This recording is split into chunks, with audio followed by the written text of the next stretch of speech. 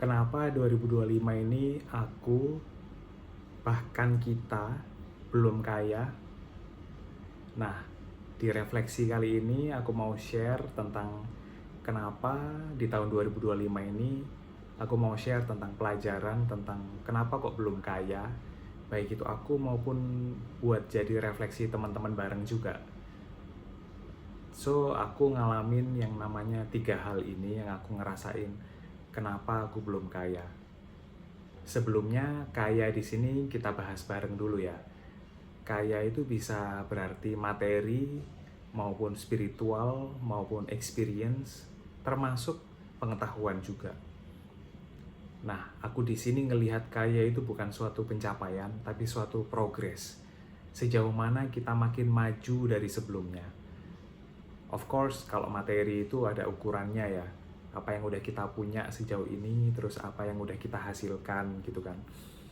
Tapi coba deh kalau kita lihat apa pencapaian kita, apa perkembangan yang kita udah lalui sepanjang tahun ini, itu juga kita bisa lihat sebagai pencapaian ataupun juga kekayaan. Kekayaan pengetahuan kita, kekayaan kesehatan kita ngerasa lebih fit, kita ngerasa punya habit yang lebih sehat, termasuk juga kekayaan pengalaman kita. Jadi emang di sini aku ngerasa kekayaan itu sifatnya lebih general ya, sedangkan di diskursus saat ini kekayaan itu seolah-olah hanya soal materi doang. Itu nggak salah, tapi hanya mengkhususkan kekayaan hanya di aspek materi aja itu masih terlalu sempit sebenarnya. Nah, kalau aku ngerasa kenapa kok 2025 ini belum kaya, di sini yang aku mau refleksiin kalau akhirnya kenapa koherensi atau integrasi antara kekayaan materi, spiritual, dan intelektual itu penting banget. Dan di 2025 ini aku ngerasa benar-benar belajar banget buat mengintegrasikan ketiganya ini, materi, intelektual, and spiritual. Ini yang tadi aku maksud kenapa akhirnya makna kekayaan itu sangat interconnected ya, baik itu kekayaan materi, kekayaan pengetahuan, kekayaan pengalaman, kekayaan kesehatan kita, termasuk kekayaan ketenangan batin kita, itu juga kekayaan yang luar biasa, dari pemahaman kita, pikiran kita, sampai hati kita juga. Nah, itu kenapa aku di sini itu mau share tentang 3 hal ini yang sedang aku pelajari, yang aku yakin saat ini aku lakukan terus-menerus, itu bisa ngebangun kemajuan dan juga mengarah kepada kekayaan yang interconnected tadi, kekayaan material, intelektual, dan spiritual. Yang pertama tentang fokus. Jadi kalau emang kita mau membangun kekayaan, meskipun tadi itu ada interkoneksinya ya, 3 dimensi, material, intelektual, dan spiritual, tapi kita penting banget untuk fokus di bidang yang memang kita ini bisa mengoptimalkan bidang itu. Jadi apakah bidang itu yang kita minati, kita sukai, di sisi lain juga kita yakin di situ adalah potensi terbaik kita. Dan itu yang perlu kita gali terus, bidang apa yang emang benar-benar kita fokuskan. Dari situ kita akan melihat bahwa oh ternyata kita bisa ngasih manfaat ke orang lain gitu kan. Dan di sini saat kita ngasih manfaat ke orang lain, disitulah kita akan memberikan nilai, memberikan pengalaman yang lebih kuat lagi, baik bagi diri kita sendiri maupun bagi orang lain.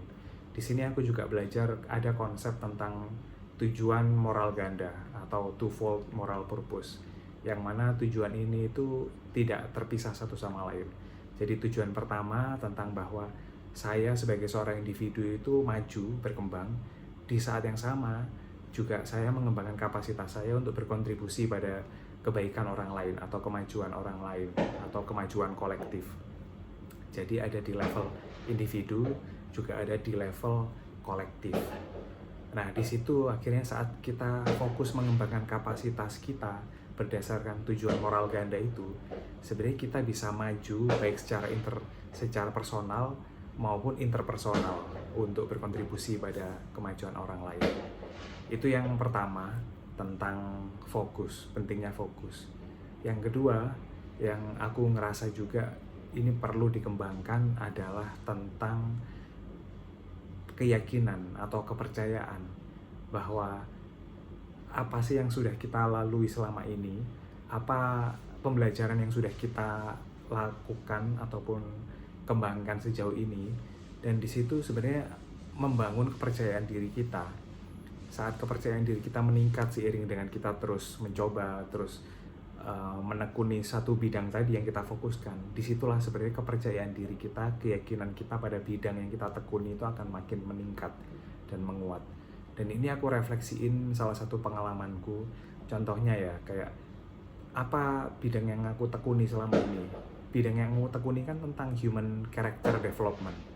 Jadi pengembangan kapasitas yang berdasarkan interkoneksi tadi atau koherensi antara bidang spiritual, material, dan intelektual. Jadi karena pengalamanku sejauh ini, sejak 2011 itu memang di bidang human character development, jadi ya gimana aku bisa tetap fokus dan memberikan values di situ. Sedangkan dalam 3 tahun terakhir ini, aku sempat kayak beralih fokus dan sempat kurang percaya diri untuk menyampaikan dan menawarkan valuesku kepada orang lain maupun pada industri gitu ya. Misalnya contohnya kayak industri bisnis. Jadi aku ngerasa kayak kayak kurang pede bidang yang aku tekuni ini ataupun insights dan experience yang aku peroleh selama ini di bidang human character development. Aku somehow ngerasa kayak apakah kurang relevan ataukah masih belum menjadi atau memberikan solusi ke industri gitu kan. Jadi kayak pengalamanku terakhir saat aku bekerja di suatu perusahaan, seolah aku kayak kurang memberikan nilai atau memberikan kompetensi.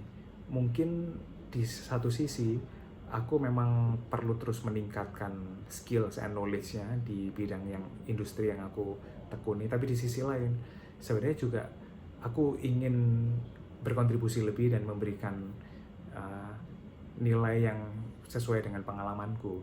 Nah, karena aku tadi merasa belum percaya diri, merasa ragu, akhirnya kayak aku masih belum menyampaikan atau belum menampilkan nilai-nilai sepenuhnya terkait dengan gimana sih interkoneksi antara nilai spiritual, material, dan intelektual itu yang selama ini memang menjadi pengalamanku di bidang human character development. Keraguan itu yang aku ngerasain kayak akhirnya aku nggak menjadi optimal di situ. Terus yang ketiga terkait dengan pentingnya untuk mengembangkan pengetahuan terus-menerus. Jadi ini yang juga aku ngerasa saat pengetahuan kita ini merasa kayak stuck, disitulah kita harus belajar lagi, terus lanjut belajar. Contohnya kayak saat aku menjalani tadi kehilangan fokus dan akhirnya juga kurangnya percaya diri pada pengalamanku sendiri. Yang ketiga akhirnya juga mempengaruhi pola pikirku, pola pandangku, perspektifku melihat diriku sendiri maupun melihat dunia. Contohnya saat aku mengalami tadi challenge di karir dalam 2 tahun terakhir ini, aku ngerasain kayak perspektifku itu ngelihat tantangan itu sebagai masalah. Memang ada masalah di situ, tapi sebenarnya kalau pola pikir kita berkembang dengan kita terus belajar, sebenarnya gimana dari masalah itu kita melihat sebagai peluang. Dan disitulah sebenarnya shifting pola pikir kita. Jadi shifting yang awalnya melihat masalah, sehingga pertanyaannya dibalik menjadi dari masalah itu gimana muncul peluang untuk bisa berkembang. Jadi ada satu quote yang aku juga suka, bagaimana kita belajar untuk mengatasi batu sandungan menjadi batu pijakan untuk bisa melangkah lebih jauh lagi. Itu yang akhirnya kenapa kok 3 hal ini menjadi pelajaranku, kenapa aku atau bahkan kita di 2025 ini belum kaya. kayak secara materi, secara intelektual maupun secara spiritual. Dan dengan seperti refleksi ini di akhir tahun ini, kayak yang teman-teman dengar, mungkin kayak ada sound petasan tadi ya. Jadi emang video ini aku take di 31 Desember 2025. Kita akan coba lihat, aku sendiri yang akan menyaksikan dan menjadi saksi apa yang akan terjadi kalau langkah-langkah kecil seperti yang video pertama yang aku buat kemarin. Langkah-langkah kecil ini dilakukan secara reguler, dilakukan secara terus-menerus, dan juga secara cepat untuk bisa menyumbangkan nilai-nilai, menyumbangkan insights dan experience yang aku selama ini peroleh di bidang yang aku tekuni, di bidang human character development, yang terinspirasi dari interkoneksi antara dimensi spiritual, material, dan intelektual ini bisa contribute ke society yang melalui konten-konten yang aku berikan. Kita akan lihat hal kecil yang dimulai saat ini itu akan tumbuh seperti apa. Nah, 3 hal yang menjadi refleksiku tadi kan aku tulis di konten LinkedIn, yang linknya aku akan share di description. Tapi yang kedua tentang kita akan lihat setahun ke depan hal kecil ini akan jadi apa. Aku juga menulis tentang analogi langkah kecil itu seperti biji kecil yang sedang kita tanam. Coba kalau kita lihat biji kecil yang seolah itu nggak bernilai, seolah itu kayak nggak punya potensi. Kalau kita ngelihatnya seperti itu ya dia nggak akan punya harapan untuk, katakanlah kita nggak menanam gitu ya, dibiarkan gitu aja biji kecil ini, ya dia nggak akan jadi apa-apa. Tapi saat biji kecil itu kita lihat dengan keyakinan, kita lihat dengan pengetahuan, dan juga kita lihat dengan harapan bahwa dia ini bisa tumbuh, akhirnya sikap kita akan berbeda, nggak akan dibiarkan atau nggak akan diletak sembarangan. Kita akan mulai menanam biji kecil ini, terus merawatnya dengan penuh perhatian. Kita belajar gimana sih caranya biji kecil ini tumbuh. Meskipun mungkin awalnya kayak nggak kelihatan tumbuh-tumbuh, tapi seiring kita belajar, disitulah akhirnya kita ngelihat bahwa oh, caranya biji ini supaya tumbuh gini. Oh, akhirnya disiram, dirawat, dipelihara, dan disitu akhirnya muncul pengetahuan yang lebih lanjut lagi cara untuk biji ini kecil ini tumbuh. Terus akhirnya juga ada keyakinan bahwa biji kecil ini punya potensi untuk tumbuh. Terus dari situ juga kita akhirnya punya kemampuan untuk merawat biji kecil ini supaya akhirnya tumbuh. Akhirnya dia berkembang jadi bibit, terus juga jadi atau benih tadi ya, dari biji muncul benih tanaman muda, terus sampai akhirnya menjadi pohon kecil, sampai akhirnya pohonnya sedikit demi sedikit membesar sampai di tahap yang paling benar-benar memberikan dampak kepada sekitarnya ya, saat biji kecil tadi itu menjadi pohon yang berbuah dan buahnya itu ngasih manfaat ke orang lain. Dan saat ini, saat aku ngetik video ini, aku yakin bahwa apa yang aku lakukan ini kayak seolah nggak bernilai. Bahkan penontonnya itu sangat kecil, sangat sedikit, kurang dari 100. Kalau teman-teman lihat saat ini, teman-teman bisa cek kalau viewers saat ini itu bahkan di bawah 20. Jadi, tapi aku yakin bahwa biji kecil ini saat aku terus belajar, kira-kira gimana caranya ngasih konten yang punya values dan ngasih manfaat ke orang lain, sembari aku juga terus ningkatin skill untuk menyampaikan. Aku punya pengetahuan dan pengalaman yang pengen ku bagikan, tapi cara membagikannya kan juga akhirnya harus yang menarik audiens. Akhirnya di situ aku belajar gimana caranya ini bisa nyampai ke semakin banyak orang, insight dan experience yang pengen aku bagikan. Dari situ seperti analogi biji tadi yang awalnya kayak nggak bernilai, tapi kalau aku belajar, aku yakin bahwa dari biji ini muncul potensi ke depannya. Biji ini akan ngasih manfaat. Di situ aku akan terus belajar untuk merawat apa yang sekarang aku tekuni, apa yang aku fokuskan. Di situ akhirnya integrasi dari 3 hal yang tadi di awal aku katakan, aku share di tahun 2025 ini, Jadi di tahun 2026 selanjutnya ini akan aku fokuskan lebih lagi terkait dengan 3 hal dasar tadi.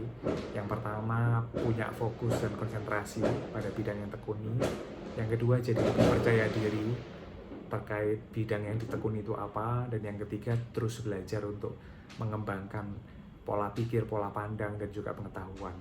Dan di saat yang sama, keyakinan seperti tadi, keyakinan bahwa biji kecil ini akan punya manfaat ke depannya, meskipun sekarang seperti kayak nggak bernilai. Jadi itu ada 2 tulisan yang aku udah tulis di konten LinkedIn, teman-teman. Teman-teman bisa baca, linknya aku akan share di description. Dan so, gitu aja refleksiku di akhir tahun ini. Kamu juga bisa share refleksimu, bisa di kolom komentar, bisa bikin konten terus kamu share, meskipun konten itu kayak nggak punya nilai sekarang, sama seperti yang aku sekarang ini kan, kayak seolah-olah kayak nggak punya nilai, tapi justru aku yakin saat sesuatu dari kecil dan dirawat terus menerus dengan keyakinan, dengan pengetahuan yang terus berkembang, pasti kita akan lihat biji kecil ini, nggak usah jauh-jauh dulu, setahun ke depan akan tumbuh seperti apa. Itu judul konten ini. Terima kasih.